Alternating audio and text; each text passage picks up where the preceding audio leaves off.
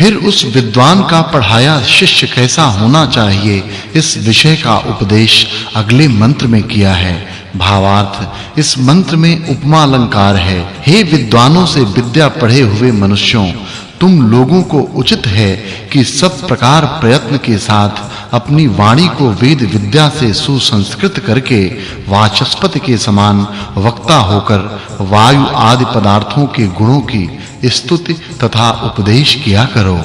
फिर वह विद्वान क्या करे, इस विषय का उपदेश अगले मंत्र में किया है। भावार्थ, इस मंत्र में लुप्तोपमा अलंकार है। मनुष्यों को चाहिए कि जैसे पवन कार्यों को सिद्ध करने के साधन होने से सुख देने वाले होवे, वैसे विद्या और अपने पुरुषार्थ से प्रयत्न किया करें। इस सूक्त में वायु के दृष्टांत से विद्वानों के गुण वर्णन करने से पूर्व सूक्त के साथ इस सूक्त की संगति जाननी चाहिए। यह 17वां वर्ग और 38वां सूक्त समाप्त हुआ। अब 39वें सूक्त का आरंभ है। फिर वे विद्वान लोग परस्पर किस-किस प्रकार का संवाद करें, इस विषय का उपदेश अगले मंत्र में किया है।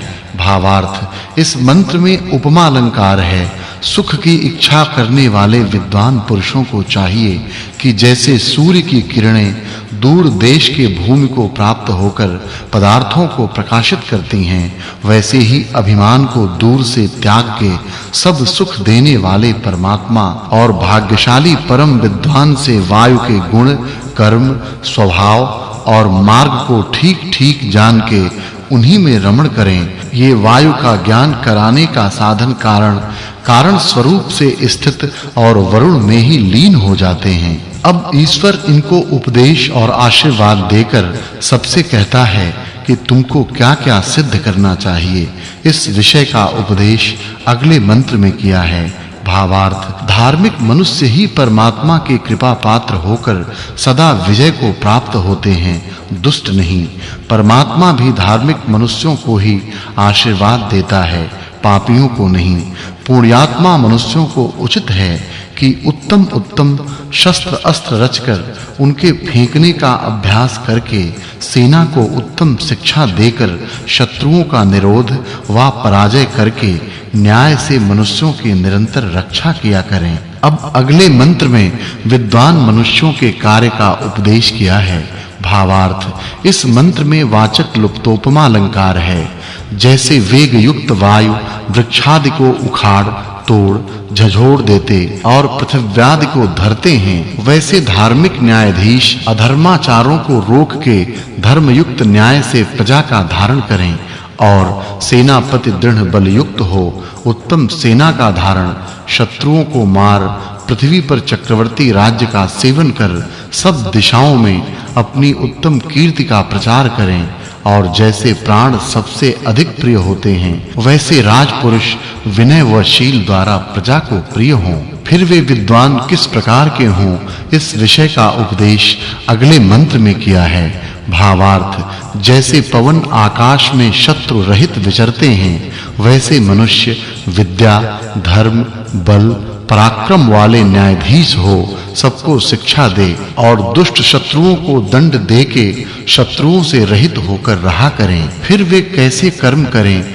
इस विषय का उपदेश अगले मंत्र में किया है। भावार्थ, इस मंत्र में उपमा अलंकार है। जैसे राजधर्म में वर्तने वाले विद्वान लोग दंड से घमंडी डाकुओं को वश में करके धर्मात्मा प्रजाओं का पालन करते हैं, वैसे तुम भी अपनी प्रजा का पालन करो और जैसे पवन भूगोल के चारों ओर विचरते हैं, वैसे आप लोग भी सर्वत्र जाओ आओ। यह 18वां वर्ग समाप्त हुआ। फिर मनुष्यों को किसके साथ इनको युक्त करके कार्यों को सिद्ध करना चाहिए, इस विषय का उपदेश अगले मंत्र में किया है। भावार्थ, यदि मनुष्य यानों में जल, अग्नि और वायु को युक्त कर उनमें बैठ गमनागमन करे तो सुख से ही सर्वत्र जाने आने में समर्थ हो। फिर वे कैसे हों, इस विषय का उपदेश अगले मंत्र में किया है। भावार्थ, इस मंत्र में उपमा अलंकार है। जैसे मेधावी विद्वान लोग वायु आदि के द्रव्य और गुणों के योग से भय को निवारण करके तुरंत सुखी होते हैं, वैसे हम लोगों को भी होना चाहिए। फिर तुमको उनसे क्या सिद्ध करना चाहिए इस विषय का उपदेश अगले मंत्र में किया है। भावार्थ मनुष्यों को उचित है कि जो स्वार्थी परोपकार से रहित दूसरों को पीड़ा देने में अत्यंत प्रसन्न शत्रु हैं उनको विद्या व शिक्षा के द्वारा खोटे कर्मों से निवृत्त कर व उत्तम सेना बल को संपादन कर युद्ध में जीत उनका निवारण करके सबके हित का विस्तार करें।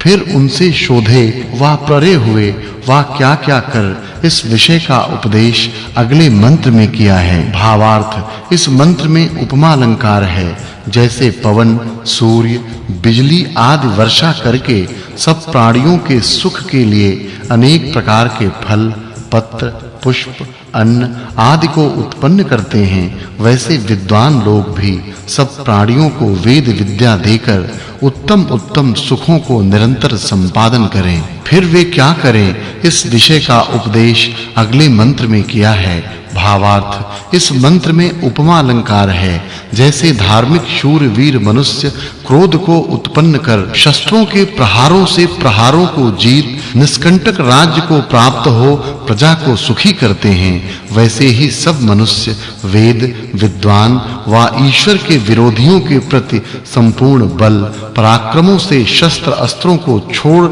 उनको जीत कर ईश्वर, वेद, विद्या और विद्वान युक्त राज्य को संपादन करें। इस सूक्त में वायु और विद्वानों के गुण वर्णन करने से पूर्व सूक्तार्थ के साथ इस सूक्त के अर्थ की संगति जाननी चाहिए।